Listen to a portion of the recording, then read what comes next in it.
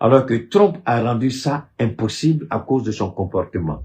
Le seul pays qui prenait les bons américains en gogo, en quantité industrielle, c'était la Chine. Mais aujourd'hui, la Chine est devenue l'ennemi numéro 1 de Trump. Alors, qui va acheter le bon du trésor? Parce que quand vous prenez le bon du trésor, l'argent rentre tout de suite. Vous avez l'argent pour faire la guerre. Pour faire la guerre de l'Irak, c'est la Chine qui a financé la guerre de l'Irak en prenant les bons du trésor américain. La Chine, le Japon, la Corée du Sud surtout. Les 3 pays. Mais aujourd'hui, personne ne veut faire ça. Personne ne veut du bon du trésor américain parce que la valeur est zéro aujourd'hui. Donc, Trump ne peut pas faire une guerre, même une semaine, c'est pas sûr. Donc, la planification qui a été faite par le Pentagone, c'est 4 jours, maximum 5 jours, à tout casser de façon extrapolée une semaine. C'est-à-dire 7 jours. C'est 7 jours que l'Amérique peut tenir dans une guerre face à l'Iran. Hé, Keïta, tu mens. Pourquoi tu vas pas te coucher, petit idiot, si tu comprends rien, il faut fermer ta bouche. L'Amérique n'a pas les moyens financiers pour faire cette guerre. Vous croyez que c'est un coup du hasard que la Grande-Bretagne est venue, tu peux utiliser notre port, notre base, Diego Garcia, tu peux utiliser ça. La France dit, j'envoie le porte-avions Charles de Gaulle. Parce que l'Amérique ne peut pas supporter le coup. Il faut ça, croyant qu'en retour par rapport à l'Ukraine, que Trump se souvienne qu'ils sont allés aider Trump. Mais Trump est un traître, un manipulateur, un corrompu, un voleur. Il va jamais se rappeler de ça. Il faut que les gens comprennent clairement. Mais c'est leur problème. Donc, l'Amérique n'a pas les moyens de faire une guerre qui va aller au-delà de 2 semaines. Mais Trump, pour manipuler l'esprit des Américains, ils disent la guerre au maximum 2 à 3 semaines. Mais il n'a pas les moyens d'aller au-delà d'une semaine. C'est une réalité, c'est un fait. Ça, c'est d'abord au niveau des États-Unis. Deuxièmement, une guerre d'usure va détruire l'économie du Moyen-Orient, c'est-à-dire les pays du Golfe.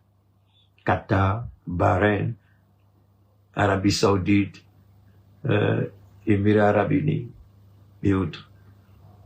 Leur économie, ça c'est un. Deuxièmement, les aéroports sont fermés.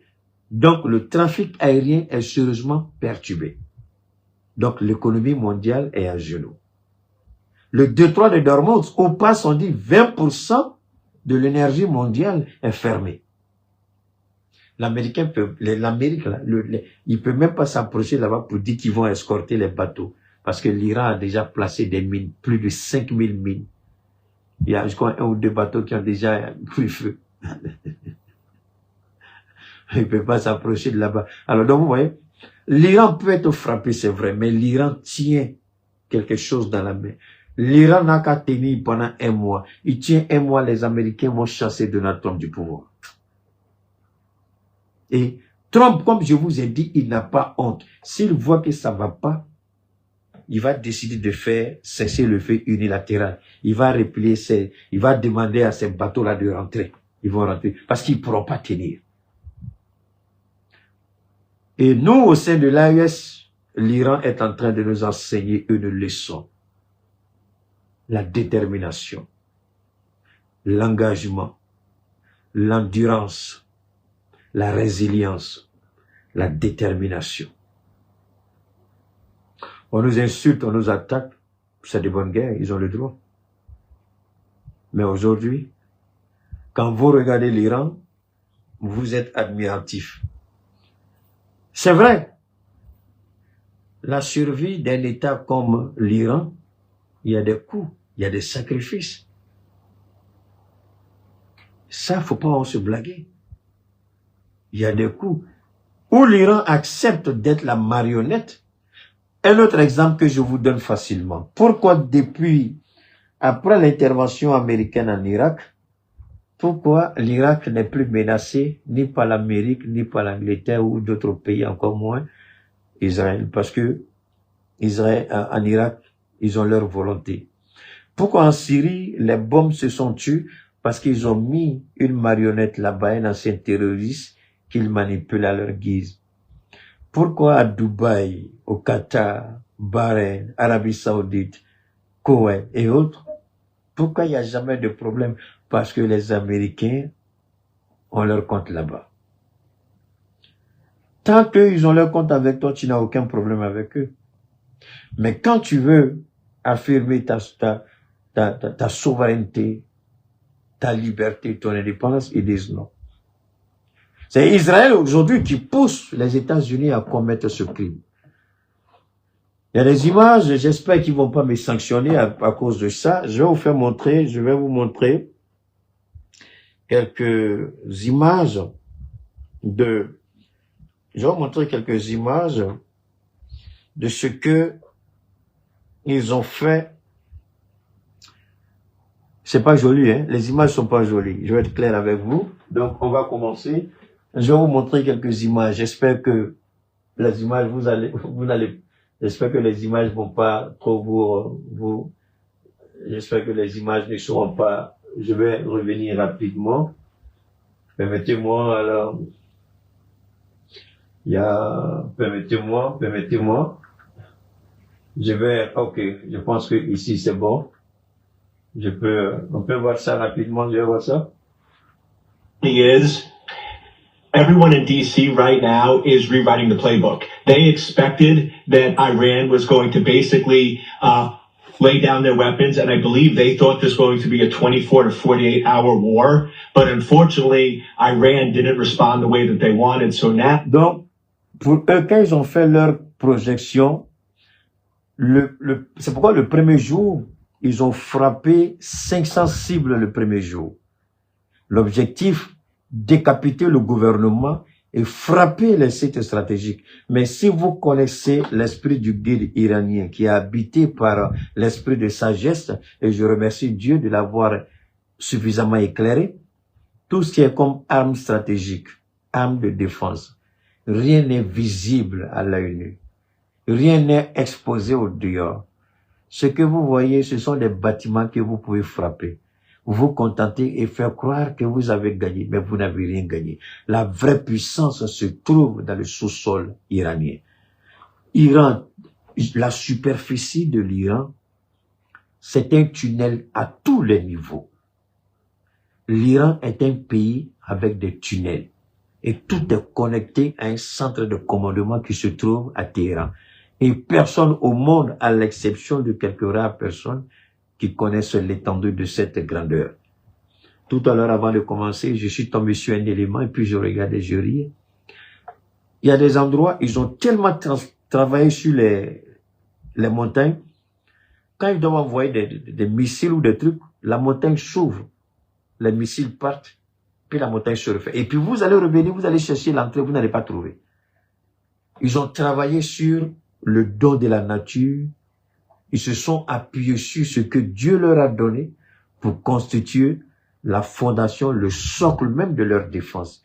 Tout est caché là-bas. Si les Américains avaient réellement affaibli l'Iran comme ils prétendent, pourquoi maintenant ils nous disent, bon, c'est une affaire de peut-être 2 semaines, mais dire que l'Amérique a échoué en Iran, c'est une humiliation. Ils ont échoué en Afghanistan. Ils ont échoué en Irak, ils ont fui. Mais ici, la réalité, elle est claire. On peut ne pas l'accepter, je peux comprendre. Mais l'Amérique, je ne suis pas le seul. L'Amérique ne gagnera pas cette guerre, ni sur le plan militaire, ni sur le plan stratégique. Mais c'est Israël, dans un premier temps, qui va payer. Israël, aujourd'hui, est méconnaissable. Je vais voir si je peux vous montrer juste une, pas tous, parce que j'ai pas envie que les gens m'emmerdent avec ça. Je vais juste voir si je peux vous montrer quelques images parce que c'est pas joli à voir. C'est vraiment, c'est des choses qui sont pas, pour être honnête, c'est des choses qui sont pas jolies. Je vais voir hein, si je peux, je vais voir ça, si je peux vous montrer ça. Like hidden landmines long after the initial strike. Je vais revenir un peu en arrière pour voir. Voilà. Je vais voir si vous pouvez voir un peu. Dramatic footage circulating on social media appeared to show dozens of fiery fragments raining down. Ok, vous voyez, c'est ça. J'espère que tout le monde voit ça. Ça, ce sont des bombes à fragmentation que l'Iran a utilisées. Ces bombes, quand l'Iran lance cette bombe, avant l'impact, la bombe se dissocie en plusieurs têtes. Et chaque tête, je crois, peut porter jusqu'à 2 kilos ou 3 kilos, quelque chose comme ça. Et donc, c'est ça qui est en train de tuer Israël. Et c'est là que les Israéliens sont très énervés. Parce que les gens ne savaient pas que l'Iran avait cette technologie. Mais cette technologie, autant pour moi, elle est russe. C'est une technologie russe. Ça, ce sont des bombes à fragmentation. Ils envoient, le temps d'arriver net, ça se disperse. Donc, les missiles, les systèmes de défense sont désarticulés. Ils peuvent rien faire. Donc, vous voyez, c'est-à-dire que les gens ont tellement sous-estimé l'Iran. C'est pourquoi il est bon, dans la vie, premier conseil, dans la vie, si on vous sous-estime, ne cherchez pas à prouver que vous avez raison. Acceptez qu'on vous sous-estime. Pendant ce temps, restez dans l'ombre, travaillez, forgez-vous. Comme on dit en Djoula, oh, ça donne belé. Ça belé.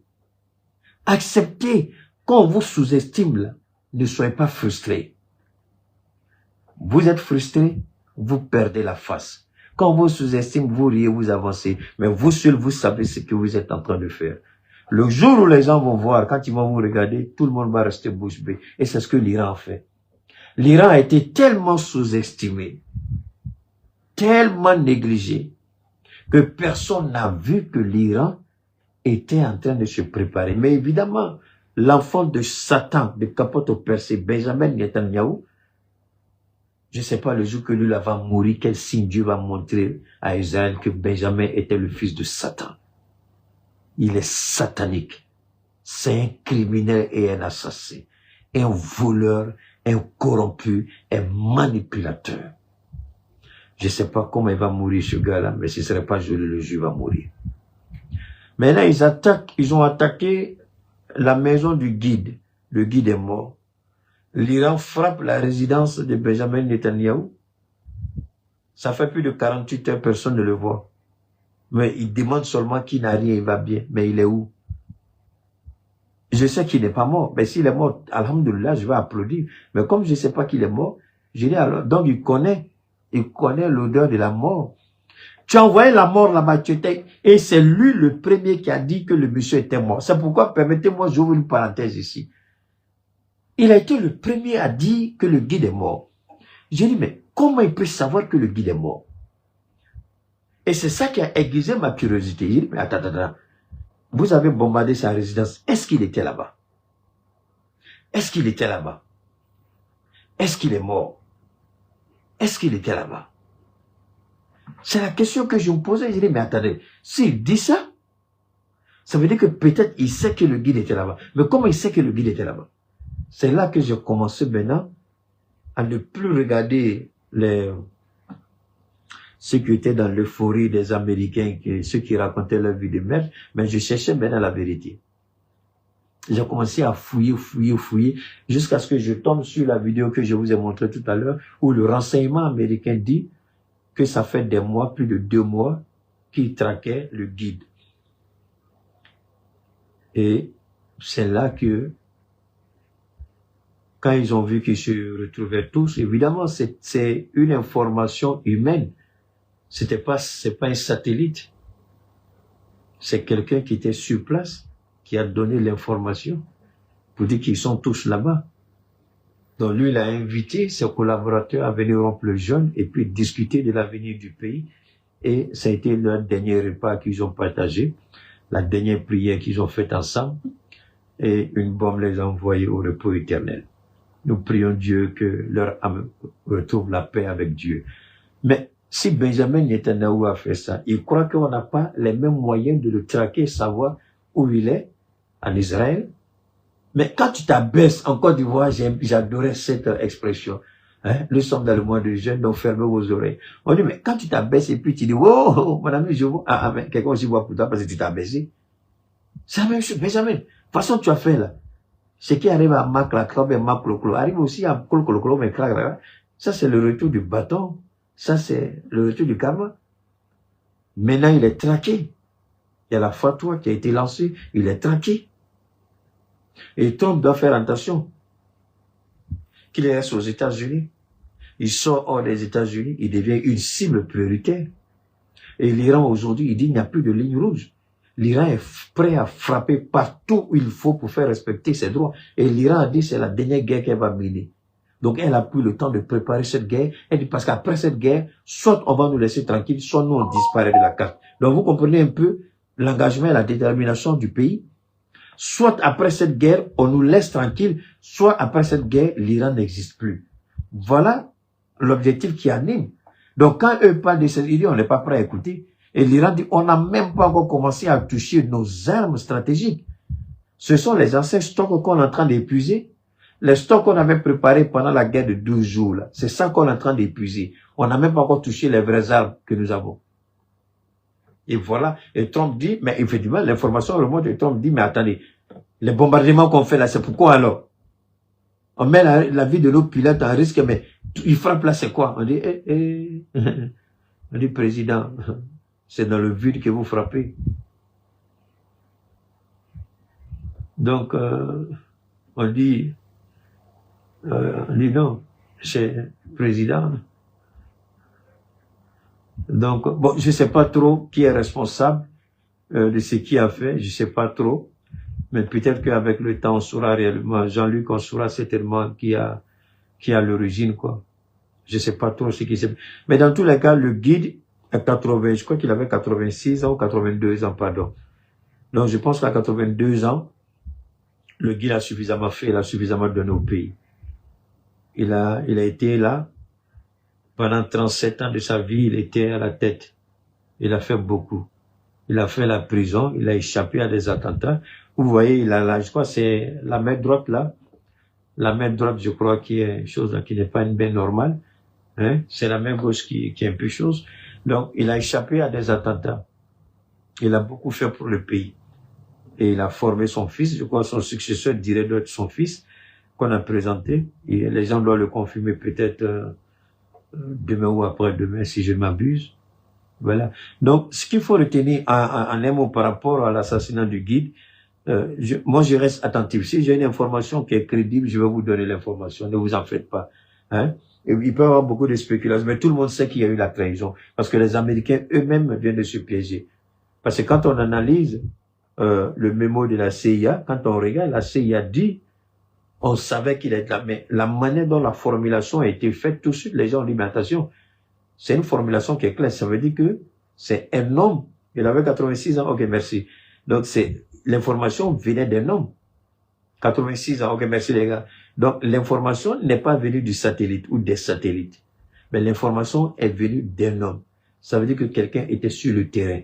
Quelqu'un connaissait l'agenda du guide. Qui l'a trahi? C'est ça la question. Puisque les déplacements étaient restreints, les rencontres étaient vraiment très secrètes. Comment ils ont su? Mais moi, je pense que le guide, il savait qu'il allait mourir. Ça, c'est un. Et le guide aussi, il s'est dit que il est temps que, certainement, il passe la main. Mais comme dans la pratique là-bas, c'est comme le roi, à moins que le roi abdique, sinon quand tu es, même peu importe, le roi il est là, il est toujours le roi. C'est la même chose. Peut-être qu'il aurait pu abdiquer et puis laisser son fils ou quelqu'un d'autre.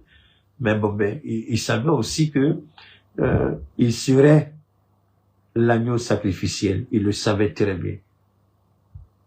Puisqu'il était visé, il savait très bien qu'il allait être l'agneau sacrificiel. C'est pourquoi il a dit, à ma mort, voilà ce qu'il faut faire. Il avait donné les directives, c'était clair. Il savait que ces jours étaient comptés. Voilà, pour moi, à ce niveau-là, moi, je m'emmène pas trop. Je dis, bon, mais c'est que sur le traître ou le coupable il sera identifié, arrêté, exécuté, c'est tout. Mais d'ici là, que va-t-il se passer? Benjamin Netanyahu ne pourra plus sortir la tête au dehors. Parce que, s'il n'est pas mort, il doit être blessé. S'il n'est pas blessé, c'est que c'est un lâche. Tu envoies des bombes pour tuer des enfants. Tu envoies des bombes pour détruire la Palestine. Tu envoies des bombes pour détruire le Liban. Maintenant, on t'envoie une seule bombe et c'est vous qui avez la gueule pourrie là pour nous dire, c'est pas normal. Over Israel during a fresh Iranian ballistic missile barrage. The glowing streaks, nearly 24 visible in some videos, raised fears that cluster submunitions have been deployed mid-air. While it has not been confirmed whether the falling objects were cluster bomblets or debris from intercepted missiles, the Israeli military has previously acknowledged that Iran has fired ballistic missiles equipped with cluster warheads. According to the Israel Defense Forces, such a missile's warhead splits open while descending at an altitude of roughly 7 kilometers, scattering around 20 smaller explosive submunitions. Mais qui vous a dit d'aller provoquer l'Iran alors? On vous a pas dit d'aller provoquer l'Iran? C'est vous qui êtes allé provoquer l'Iran? C'est vous qui avez attaqué l'Iran?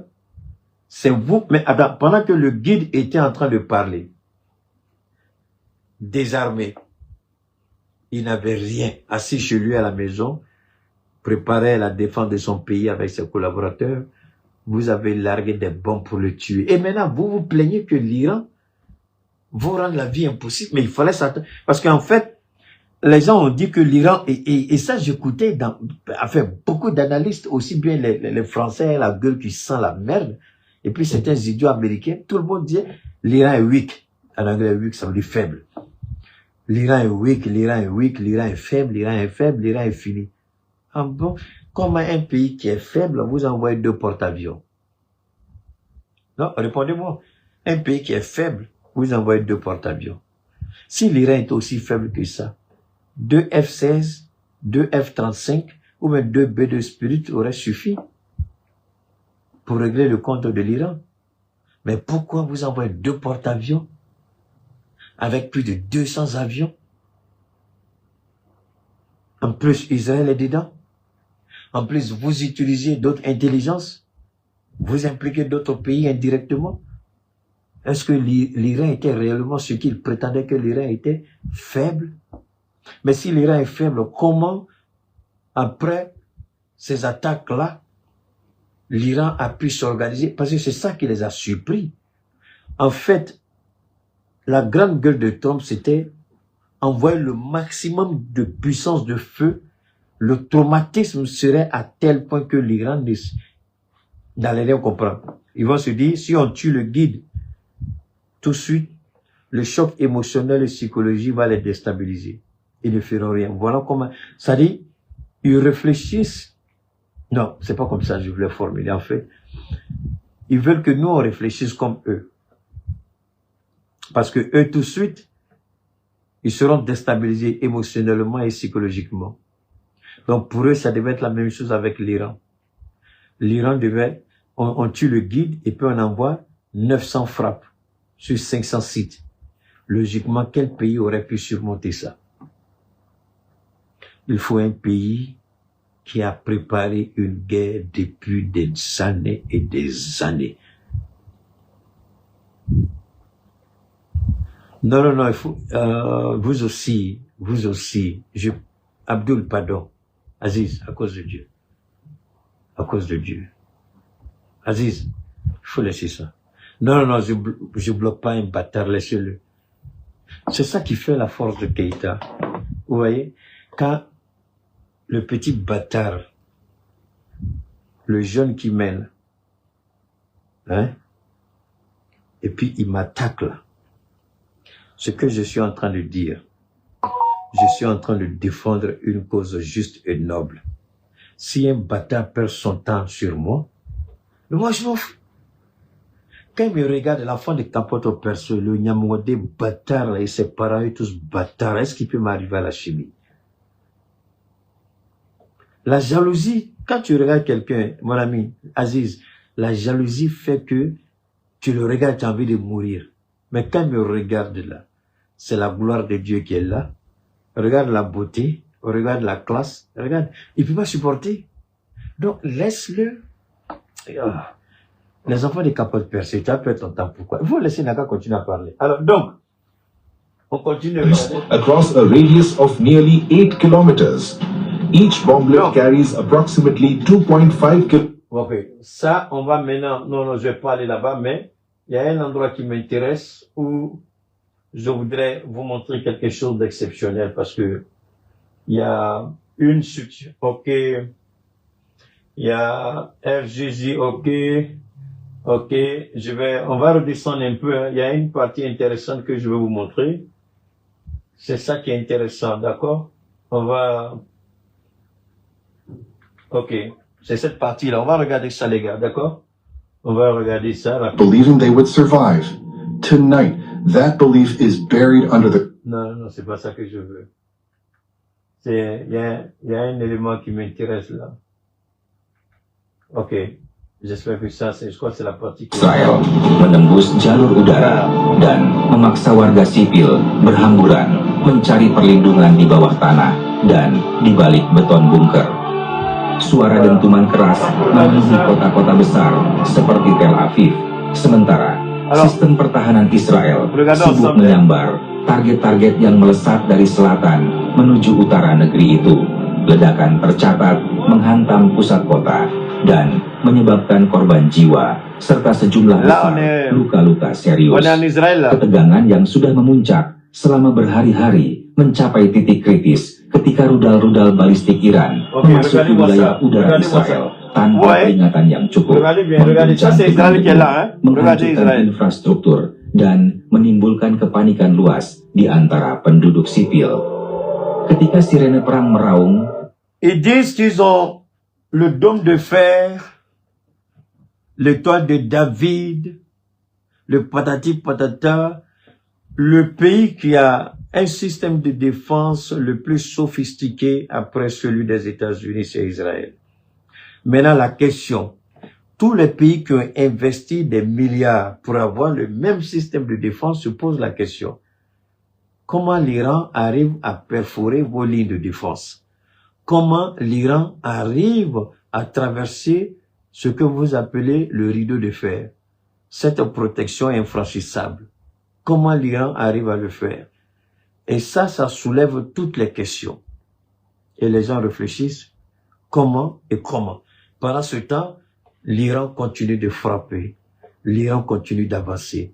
Parce que ce qui est fondamental, ce qui est important et ce que nous devons retenir, la grandeur d'une nation, c'est pas un idiot de président tel que Ouattara, un raté de président tel que Ouattara, mais c'est de donner la force aux institutions pour que les institutions puissent survivre après ta petite vie éphémère. Et l'Iran a compris. Le monde occidental prétend nous enseigner la démocratie et les valeurs institutionnelles. Mais pourtant, ils ne respectent pas cette démocratie. Sinon, ils auraient dû passer par cette démocratie les normes pour faire comprendre leur position. Mais ils ont dit la paix par la force, obliger l'Iran par tous les moyens, par les moyens militaires, alors que l'histoire de l'humanité nous a enseigné que la force n'a jamais résolu une situation. Et l'Iran qui connaît leur pensée, l'Iran qui connaît leur idéologie, leur conception, leur façon de voir les choses, l'Iran s'est dit, il faut que je sois prêt. Il faut que militairement je sois prêt. Sinon, je serai la volonté de ces idiots-là. Et l'Iran s'est préparé. L'Iran a développé sa propre technologie militaire. L'Iran s'est organisé. Évidemment, les missiles hypersoniques, Mach 10, Mach 13, avec les sous-marins, avec des systèmes de radar. Évidemment que l'Iran a travaillé avec 3 pays. La Russie, la Chine et la Corée du Nord.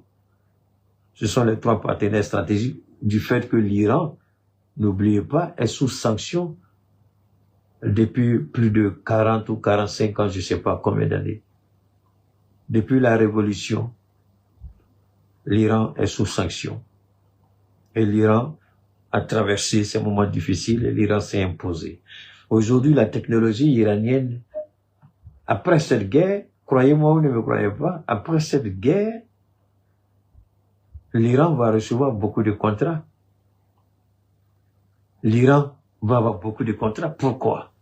Parce que beaucoup voudraient que l'Iran partage avec eux cette technologie qui a permis à l'Iran de traverser le système de défense le plus sophistiqué présenté comme étant tel dans le monde. C'est-à-dire les systèmes de défense américains et israéliens. Comment l'Iran, parce que ce n'est pas seulement en Israël, toutes les bases américaines ont été frappées avec succès. J'ai vu même au Koweït, les gens, et puis il y a un mensonge que les gens essaient de choses. Ils essaient de dire que je crois il y a 3 jets, 3 F-15 qui ont été abattus au Koweït. Et ils ont fait un communiqué. D'abord, avant qu'ils ne fassent le communiqué, les autorités koweïtiennes disent qu'elles ont abattu 2 avions F-35. Écoutez bien, ça ne fallait pas F-35, les Su-35, pardon. C'est ce que les autorités koweïtiennes ont dit, qu'elles ont abattu 2 Sukhoi 35 de l'armée iranienne. Alors que depuis que la guerre a commencé, l'Iran n'a jamais utilisé des avions pour aller frapper. L'Iran a suffisamment de missiles en stock pour envoyer suffisamment de projectiles vers le Koweït. Donc déjà, c'est rigolo. Comment l'Iran va traverser le Golfe avec ces 2 navires qui sont accostés au port? Ces 2 navires sont là-bas pourquoi? Pour empêcher l'Iran d'utiliser ses avions de combat. Ça, on ne l'a pas suffisamment expliqué. Je vais l'expliquer de façon intelligente, même si le petit bâtard qui se fait appeler Nyamugo de bâtard, ton père bâtard Adama, ta famille bâtard Nyamugo de Wulude. Alors, donc, je continue. Vous savez, les porte-avions, c'est vrai, permettent à l'Amérique de se projeter, envoyer ses avions pour larguer des bombes. Ça, c'est vrai. Mais en même temps, empêche l'Iran d'utiliser ses moyens aériens pour aller attaquer, n'est-ce pas? Donc l'Iran le sait très bien. L'Iran le sait très bien. Donc que fait l'Iran? Au lieu de faire sortir ses avions pour qu'on les abat inutilement, l'Iran utilise. Alors la question que chacun devrait se poser, comment les missiles iraniens arrivent à surpasser ces 2 porte-avions? Parce que, hey, les gens ne savent pas que Keïta, c'est le baobab de Dieu, subhanallah. Dans les réflexions. Je vous invite à la réflexion saine, s'il vous plaît. Comment les missiles iraniens sont parvenus à frapper toutes les bases américaines alors que on a 2 porte-avions aux portes de l'Iran pour intercepter tous les missiles? Comment les missiles iraniens ont réussi à les frapper et détruire pratiquement Jérusalem et Tel Aviv? Aujourd'hui, 80% de Jérusalem, ce sont des débris. 80% de Tel Aviv, ce sont des débris. Les quartiers généraux des forces de défense et de sécurité israéliennes ont été volés en éclats. Le bureau de la primature de Benjamin Netanyahu a été rendu en cendres. Les centres commerciaux ont été frappés. Il n'y a pas de choix. Les missiles pleuvent et frappent et détruisent tout.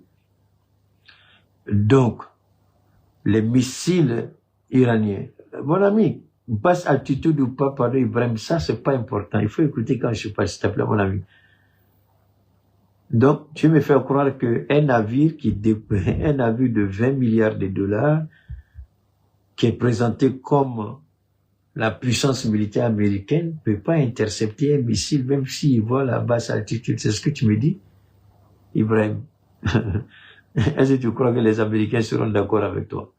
La réalité, c'est qu'ils ont vendu une illusion, ils nous ont vendu un rêve, et nous ne croyons plus. Parce qu'à la fin de cette guerre, le monde ne sera plus jamais le même. Je répète, à la fin de cette guerre, le monde ne sera plus jamais le même. C'est une certitude. Vous n'allez pas voir les bouleversements immédiats. Mais chaque pays, chaque région, chaque continent, chaque puissance va s'organiser. Le monde ne sera plus. Et Trump, comme je le disais pendant une de mes interventions, je vous ai dit que Macron a été une bénédiction pour nous, Africains. Et Donald Trump est une bénédiction pour le monde. Et Trump vient, une fois de plus, de confirmer ce que j'ai dit. Les gens sont en train, les gens ont fouillé un peu partout.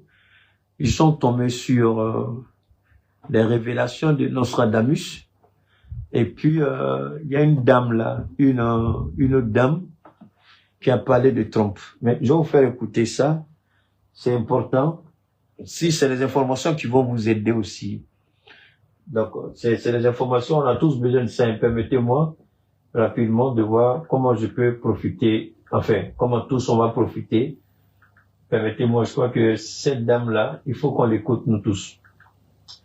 Alors, et puis, bon, d'accord, permettez-moi, hein, je vais chercher l'image de la dame. Permettez-moi, voilà, c'est le remplaçant du guide, là, c'est son fils, là, c'est lui qui est là. Le fils du guide iranien, là, c'est lui qui est là. Voilà, c'est lui qui va le remplacer. Bon, ça, je vais vous montrer ça rapidement aussi, et puis on va continuer. Regardez Israël.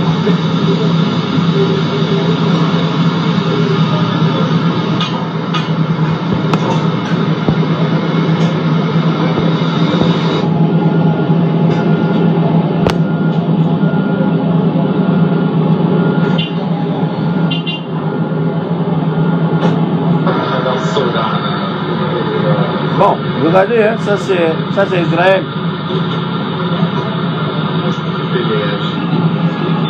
Bon. Ça, l'Iran, ça aussi c'est, je voudrais vous, ça aussi, regardez, ça aussi c'est bon. Voilà. I'm here in Bet Shemesh. This car you're just seeing. Regardez cette vilaine israélienne, cette stupide, il a sa gueule, on dirait gueule. Maintenant, il goûte au nectar de la vengeance.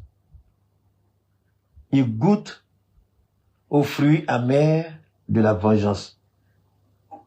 Ça dit, écoutez. One that was hit when the Iranian missile hit around mid-afternoon, around 1:45 this afternoon. Just one of many. It hit a neighborhood, a synagogue, a public bomb shelter, and a number of apartment buildings. So far, they're saying 9 people are dead, and unfortunately, they're still looking for those that are missing. We're going to show you more of the destruction here. It's from the top side, not the street. Ils n'avaient jamais vu ça avant. Les Israéliens, avec le rêve qu'on leur a vendu, n'ont jamais imaginé que l'Iran serait capable de faire de Tel Aviv et de Jérusalem, Liban bis, Palestine bis. Maintenant, ils comprennent ce que vivent les Palestiniens et les Libanais, qui n'ont pas d'armée, mais que Israël n'hésite pas à utiliser ses chars, ses bombes, ses avions pour les attaquer. Voilà maintenant que Israël a rencontré son ami garçon. Et quelque chose, beaucoup sont traumatisés parce qu'ils n'ont jamais pensé que de leur vivant, ils pouvaient vivre ça. Tellement on leur a vanté les mérites de ce système de défense. C'est là, je pense que après ça, Benjamin va réfléchir 2 fois avant de désormais vouloir attaquer l'Iran.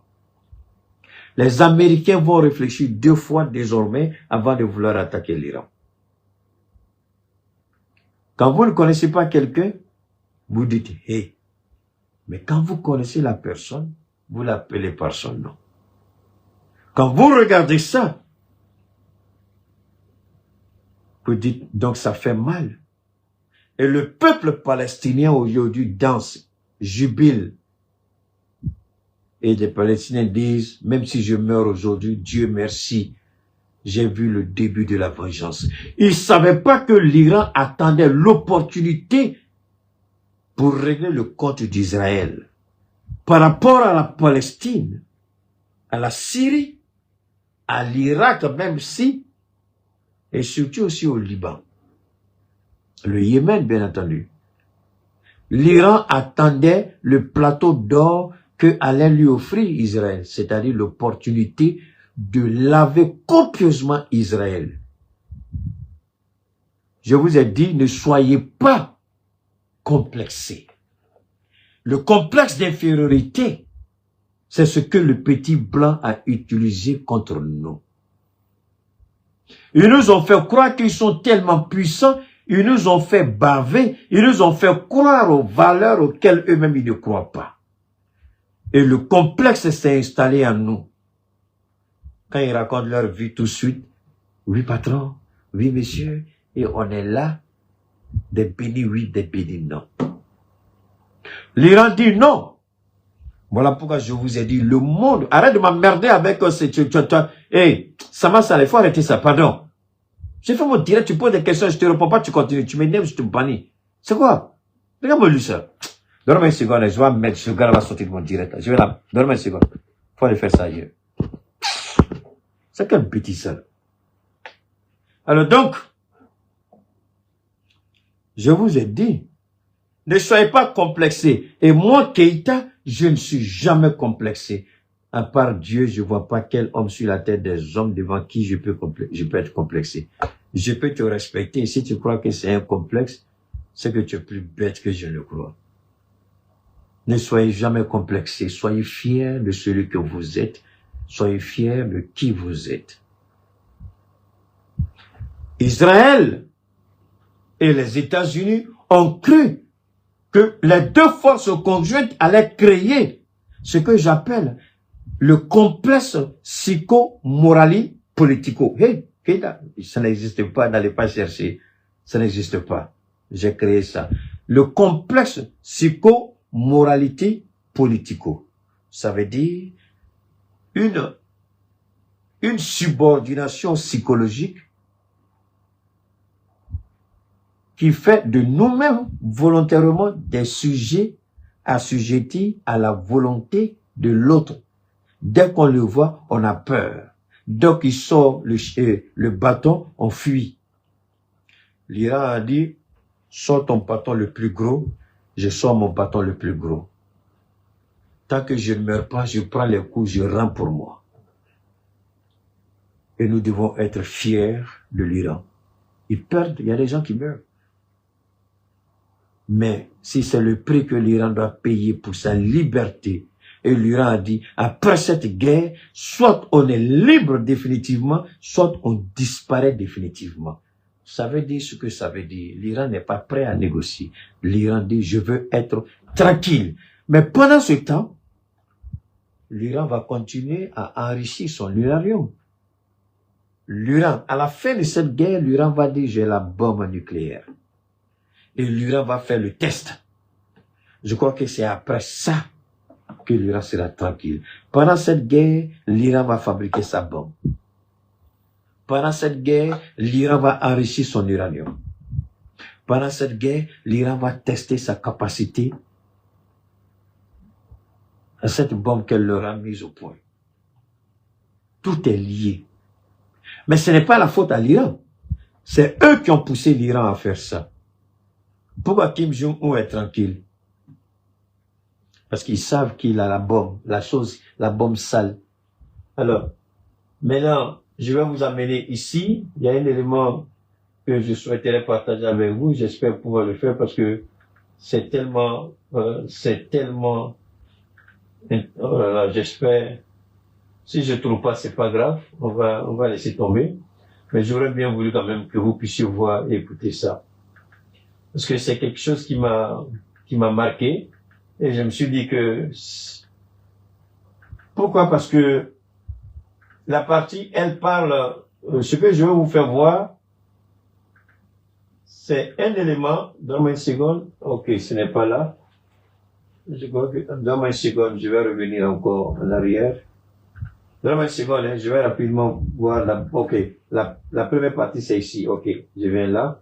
Ça, c'est la première partie. Vous allez écoutons ça. All right, guys, we've got yet another heavy hitter guest and first-time guest on the show. Professor Zhang, he is the star of the popular YouTube channel Predictive History. He uses game theory to analyze past, current, and he predicts future. Ce monsieur, il a fait une prédiction en 2025. Non, je crois 2024 ou 2023, il a fait une prédiction. C'est pourquoi la dame l'a invité sur son plateau. On va pas tout écouter, on va juste écouter sa prédiction et puis je vous amène à un autre niveau. On va écouter. For geopolitical events, and he joins us now. Professor, great to have you. Good to see you, sir. Thanks for inviting me. Yeah, of course. So, for people who aren't familiar with your work, I wanted to show folks that back in 2024, Voilà, you made 2024. 3 big predictions. 1, that Trump would win. 2, that he would start a war with Iran. And 3, that the U.S. would lose that war. Let's take a listen to that. Ok, on va In this écouter. Hein. past semester, I'm making 3 big predictions, right? Ça, c'est en 2024. Il a fait une prédiction. 1. Trump va gagner les élections. 2. Trump va faire la guerre avec l'Iran. 3. Trump va perdre la guerre avec l'Iran. Ce sont les 3 prédictions qu'il a faites et c'est à cause de ça que la dame l'a invité. Donc on va écouter ça et puis je vous ramène à une autre personne. First is that Trump will win in November. Second is that the United States will go to war against Iran. And the third big prediction is that the United States will lose this war, which will forever change the global order. Ok. So obviously that last one is Il dit cette défaite face à l'Iran va changer la face du monde. Le monde va changer. Et ce n'est pas seulement la seule personne. Nostradamus que vous connaissez, et il y a une autre dame aussi qui a fait des prédictions. Tous sont arrivés à la même conclusion. L'arrogance de Trump et les Américains doivent accepter de se regarder en face, surtout le monde occidental, et puis arrêter de faire ce qu'ils font. Aujourd'hui, la réalité, elle est toute simple. Tous les pays ont le droit souverain de se défendre. Israël ne peut pas imposer sa volonté à l'Iran. C'est la même chose dans le Sahel avec l'Algérie. L'Algérie qui ne veut pas voir dans le Sahel une force émergente capable de la rivaliser, c'est-à-dire le Mali. C'est pourquoi l'Algérie s'était employée corps et âme à faire tout pour que la Russie ne nous vende pas certaines armes stratégiques. Elle a perdu ce combat. La Russie a fait le choix d'être libre dans ses partenaires. Personne ne lui dit ce qu'elle doit ou elle ne doit pas faire. Pendant que Israël, en complicité avec les États-Unis, mettait au point la bombe atomique, le même pays veut dire à un autre, vous n'avez pas le droit de faire ça. Ce n'est pas tant le fait de dire vous n'avez pas le droit, mais c'est de vouloir utiliser la force et de se croire tellement supérieur, de lancer des attaques contre un pays qui ne vous a rien fait, parce que vous savez qu'il y a les États-Unis qui vont s'impliquer et vous accompagner dans votre folie. C'est pourquoi cette guerre, l'Iran l'a préparée. Les gens pensaient que les sanctions avaient affaibli l'Iran à tel point qu'une telle opération, tout de suite, l'Iran sera décapité. Ils ont tablé sur les manifestations qui se sont passées aussi, il y a quelques semaines en arrière, dire que, parce que l'objectif c'était ça. Le premier objectif c'était à travers les manifestations. Dans les manifestations, infiltrer les manifestants, provoquer le chaos et créer une situation d'insécurité. Les Américains et les Israéliens vont profiter, entrer et puis attaquer tout de suite les institutions et décapiter complètement le régime. L'Iran a compris le jeu avec le soutien de la Chine et de la Russie. Après avoir coupé Internet, ils ont commencé à traquer tous les détenteurs de Starlink et ils ont imposé le respect de la loi. C'est la première phase, ils ont échoué. La deuxième phase consistait à faire quoi? La deuxième phase consiste à décapité en une frappe tous les membres du gouvernement rassemblés en même temps dans un lieu avec le guide. Dieu merci, le président n'était pas là-bas. Le patron des gardiens de la Révolution était là-bas. Le ministre de la Défense était là-bas. Le guide suprême était là-bas. Un des conseillers du guide, je crois, était là-bas. Sa fille, sa femme, son petit-fils. Donc, à peu près 10 autorités étaient avec lui, 10 ou 12. Tous ont été tués en même temps. Ils ont cru qu'ils avaient atteint leur objectif, ils ont cru que l'Iran était décapité. Mais ce qu'ils avaient oublié ou sous-estimé ou maladroitement interprété, c'est que l'Iran a ce qu'on appelle la continuité constitutionnelle. Donc le guide tout de suite, puisque c'est le guide qui valide toutes les grandes décisions politiques et stratégiques du pays. Donc le guide a dit, à tout moment je peux mourir, rapidement choisissez un remplaçant. Et choisissez le remplaçant du remplaçant, et choisissez le remplaçant du remplaçant du remplaçant. C'est ce qu'ils ont fait. Donc, c'est comme si il pressentait que lui-même il allait mourir. Donc, ils ont géré, ils ont calé, et il est resté ferme. À peine, ce qui était important, c'était la continuité des opérations militaires d'abord. Donc, comme le patron des gardiens de la Révolution a été tué en même temps que le guide, automatiquement, il fallait nommer rapidement. Et ce que les gens n'ont pas compris, il y a un comité des sages qui est là. C'est ce comité qui désigne. C'est-à-dire, le système de succession en Iran, c'est-à-dire, et c'est ça qui est un peu rigolo, quoi. C'est-à-dire, ils ne cherchent même pas à savoir comment le pays fonctionne. Ils croient que tout le monde. C'est vrai que moi j'aime m'habiller, mais je ne suis pas accroché au matériel. Je ne suis pas matérialiste. Hein? Peut-être le fait que je suis pas trop accro, c'est peut-être ce qui fait que Dieu me donne tellement en abondance que je prends. Et puis je fais profiter plein de gens aussi autour de moi. Hein? Donc, ils pensaient que les gens, la société occidentale était une société de consommation, était une société matérialiste. Vous avez entendu Alassane Ouattara, l'idiot président. Ces gens-là, ils n'ont rien. Ils ont 1000 emprunts. On va couper. Qu'il y a quelqu'un qui a son budget qui est financé. À blablabla pour ça. Ils pourront payer le salaire un mois ou deux. Il dit, toi, le vieillard idiot, tu dis, tu as payé, tu n'as rien compris. Mais voilà là, ce qui tient. D'abord, le Mali tient, nous on tient. Qui coûte derrière nous aujourd'hui? C'est pas le Fonds monétaire, c'est pas la Banque mondiale. Et Ousmane Sonko a envoyé un message. Et le message d'Ousmane Sonko, c'est à l'AES et à tous les pays africains. Faites attention au FMI. Faites attention à la Banque mondiale. Ils sont pas là pour nous aider, mais pour nous exploiter et pour nous maintenir dans la domination. Et c'est ce que Ouattara a fait à la Côte d'Ivoire. Ouattara a détruit ce pays. Il a surendetté ce pays. Donc, l'Iran, qui a en place un mécanisme de succession constitutionnelle, mais il y a un mécanisme qui est là. Et tant que ce mécanisme est en place, jamais l'État iranien ne sera décapité. Je répète.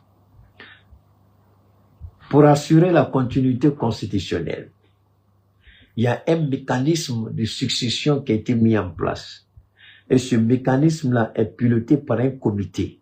Et c'est ce comité-là qui se retrouve. Et c'est ce comité-là qui choisit. Ce comité a une liste de candidats jusqu'à la 10e personne. Toutes qualifiées les unes comme les autres, bien entendu, en parlant de personnes. Donc, et on ne te choisit pas comme ça. On te choisit parce que on a vu ton engagement et ton patriotisme, ton amour, ta détermination à donner ta vie pour l'Iran. Donc, toutes les personnes qui sont sur la liste, ils ont une liste. C'est le comité là seul qui a cette liste. Et c'est le comité seul qui décide. Et c'est le comité là qui fait en sorte que la succession continue. Alors, quand vous vous asseyez chez vous, vous larguez des bombes, on a décapité, et puis Trump, il ment ce gars-là, il n'a même pas honte à son âge. Ouais, le pouvoir qui est en place veut négocier avec moi. Depuis quand? On veut négocier et puis ils sont en train de tuer les Américains. Ils veulent négocier et puis là des bombes sur des bases. Et puis il n'a même pas quand ils disent. Moi je regarde trop souvent, je suis dépassé quoi. Mais les gens même qui sont devant lui ne peuvent pas. Mais Thierry veut négocier, peut-être continue de tuer les Américains. Sur quelle base vous allez négocier? Les gens ils ont été clairs. Ils ont traversé une ligne rouge. Ils n'auraient jamais dû s'attaquer à notre guide. Et ils vont le payer. On va les poignarder plein dans le cœur. Et pour poignarder l'Amérique, vous n'avez pas besoin d'aller aux États-Unis pour poignarder l'Amérique. Et c'est ça que l'Iran a compris. L'Iran sait qu'elle peut affaiblir l'Amérique de l'extérieur. En faisant quoi? En s'attaquant aux partenaires clés des États-Unis. L'Amérique consomme, l'Amérique est gros consommateur de carburant, d'énergie. Et elle n'en a pas suffisamment pour son propre marché. Perturber le marché des partenaires américains, vous perturbez l'économie américaine tout de suite. Mais pour que l'Iran prenne cette décision, il a fallu des stratèges tels que la Chine, tels que la Russie. Mais aujourd'hui, la Russie se frotte les mains. Ça, c'était la troisième partie de notre intervention. Je vais faire tout pour être rapide. On a déjà fait plus de 2 heures de temps. Alors, la Russie se frotte les mains. Pourquoi? Parce que le détroit d'Ormuz, a été fermé. Donc, si c'est fermé, le seul pays qui peut désormais fournir en énergie suffisante, gaz liquéfié, c'est pas ça? En tout cas, gaz liquéfié, c'est ça, non? Gaz naturel liquéfié, d'accord. Gaz GNL, voilà, gaz naturel liquéfié. Le pétrole, c'est la Russie. Si l'Iran ferme le détroit, plus rien ne passe. Donc vous serez obligés, les Européens seront obligés d'aller manger dans l'assiette où ils ont pissé dedans. C'est-à-dire, ils seront obligés d'aller négocier avec la Russie. Puisque le Koweït, Dubaï, Émirats Arabes Unis, pardon, Arabie Saoudite, et tout ce truc là, ça passe par là-bas. Mais puisque l'Iran a fermé, la Russie est là, la Russie dit d'accord, moi je suis là, qui veut acheter? Maintenant, Européens, vous allez faire comment? C'est-à-dire que les gens n'ont pas compris, vous êtes dépendants des marchés. Et ceux qui peuvent même perturber le marché sont vos pires ennemis. Ceux qui peuvent même dérégler tout le système et vous mettre dans une position de fragilité économique, vous vous amusez avec eux. Tu t'amuses avec l'Iran. Ils ont fermé maintenant le détroit. Aucun bateau ne passe. Donc déjà, le prix, dès demain, nous tous on va sentir ça ici. Le prix a changé. Le prix du carburant a monté tout de suite. Mais celui qui peut donner en quantité industrielle, il n'a pas besoin de détroit. C'est qui? C'est la Russie. Maintenant, vous faites pas avec la Russie. Vous attaquez la Russie. Vous provoquez la Russie. Vous insultez la Russie. Maintenant, si la Russie même dit je vous vends pas aussi, vous allez faire comment? Ouais. Le monde, souvent, il est beaucoup plus complexe que des petites analyses. Il faut aller plus loin. Et l'Iran, en se préparant, l'Iran est prêt aux conséquences. Malgré tout ce que vous allez entendre. Est-ce que l'Iran peut tenir? Si l'Iran ne pouvait pas tenir, elle n'allait jamais engager cette guerre. C'est une guerre de survie. Je vous l'ai dit, l'Iran dit, et ça c'est le message que le guide a laissé. Une guerre où on gagne cette guerre, on est libre, où on perd, on est effacé de la carte. C'est pourquoi l'Iran ne se retient plus. L'Iran n'a jamais cherché, le missile que l'Iran a envoyé sur la résidence de Benjamin Netanyahu, son bureau, sur le quartier général des FDS, IDF, pardon, les forces de défense israéliennes, le siège du Mossad, les résidences. Mais il n'y a plus de choix. Pourquoi aller frapper l'hôtel Palm Beach à Dubaï? Pourquoi? Pourquoi frapper l'aéroport? Pourquoi frapper les champs pétroliers? Pourquoi frapper les champs gaziers? Mais tout est lié. Il y a une raison pour ça. Il y a une raison. Mais maintenant, est-ce que ces États-là, c'est dans leur intérêt de vouloir attaquer de vouloir attaquer l'Iran. Ils le font, ils sont perdants. Pourquoi? Parce que l'Iran va frapper les champs pétroliers plus en profondeur. Une fois que tout ça va voler en éclats, pour reconstituer, ça va prendre des années. Est-ce que vous êtes prêts à faire ça? L'Iran est habitué à la résilience et à la reconstitution, mais est-ce que vous êtes habitué à ça? Parce que quelqu'un qui est bébé gâté, quelqu'un qui est habitué à c'est là, avec quelqu'un qui a appris à casser les cailloux, même si c'est compliqué comme il sait qu'il va casser les cailloux toujours, donc il n'a pas de problème pour casser les cailloux, puisqu'il a toujours cassé les cailloux. Mais toi, tu es toujours habitué à être dans l'ortie. On t'a dit casser les cailloux, tu pourras casser les cailloux. Donc, les Américains, oui, mais quand vous avez la grande gueule, vous ne regardez pas. Vous savez, je vous ai parlé très souvent d'un esprit, l'esprit de la confusion. L'esprit de la confusion, c'est cet esprit qui vous fait croire que vous êtes fort, vous êtes puissant, vous pouvez. Et quand vous vous engagez, après vous voyez, c'est le vide qui est devant vous et c'est compliqué. C'est cet esprit-là qui les a poussés à commettre ces erreurs-là, ils n'ont rien compris. Donc, le guide est mort, c'est vrai, mais le guide, il y a la succession qui est déjà garantie. Il y aura les funérailles de 7 jours chômés, payés, 40 jours de deuil, et l'Iran a juré vengeance. En d'autres termes, Benjamin Netanyahu, sa vie est comptée, ses jours sont comptés. On peut le dire avec certitude, les jours de Benjamin Netanyahu sont comptés. Et Israël va continuer à compter ses morts, Israël va continuer à recevoir des bombes. Tant que l'Israël ne s'arrêtera pas, l'Iran ne s'arrêtera pas. Que cela soit clair pour nous tous. L'Iran va pas s'arrêter. L'Iran va frapper et l'Iran va continuer à frapper en profondeur. Et Trump est conscient, il peut pas aller au-delà. Il n'a pas l'argent pour ça puisqu'il n'a pas demandé le concours du Congrès. Il a lancé cette opération sans consulter le Congrès.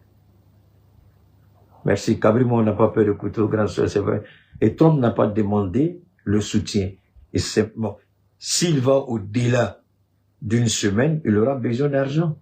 Il faut aller au Congrès. Est-ce que le Congrès va lui donner l'argent pour faire cette guerre?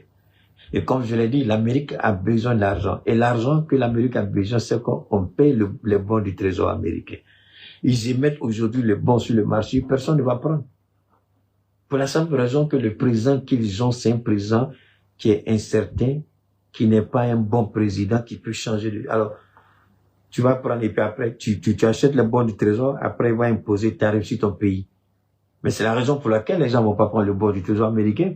À cause, vous savez, tout ce que vous faites là, forcément dans la vie, vous allez se dire, pourquoi quand les idiots viennent m'insulter là, je vous demande pardon, laissez-les, ils savent pas à qui ils ont affaire. Mais c'est leur problème, puisque c'est des maudits. Je perds pas mon temps pour eux.